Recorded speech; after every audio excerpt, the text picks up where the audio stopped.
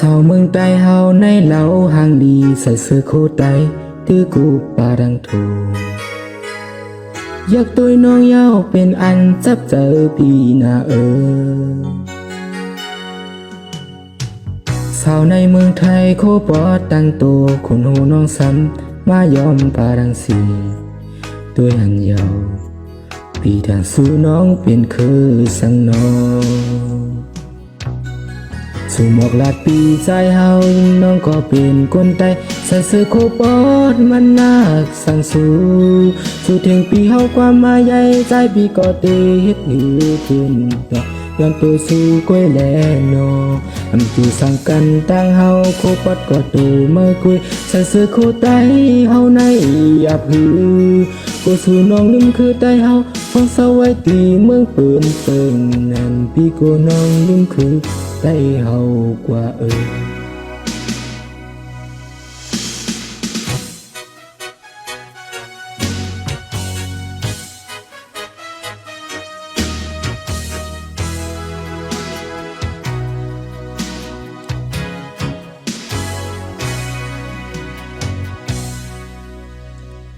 สาวเมืองใต้เฮาในเหล่าห่างดีใส่เสื้อโคตรไตตื้อกูปาดังโถอยากตัวน้องเย้าเป็นอันจับเจอปีหน้าสาวในเมืองไทยโคปอดตั้งโตคนหูน้องซ้ำมายอมปาดังสีตัวหันเยาปีทางสู่น้องเป็นคือสังน้อง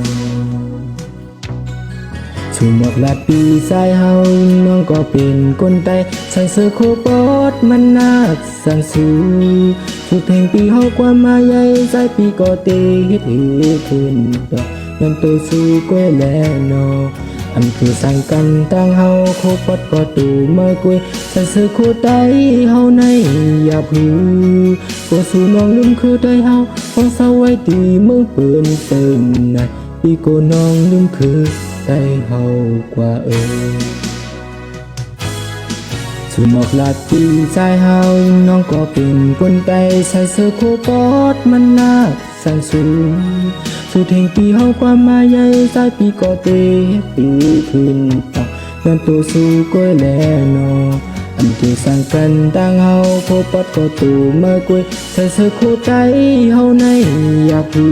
อก็สู่น้องลืมคือใต้เฮาฟังสาวไว้ตีเมืองเปิ่นเซินพี่ก็น้องลืมคือใต้เฮากว่าออกข้างยิ่งจนขอบใจดีมากแข่งกันสุดๆในคะน้อง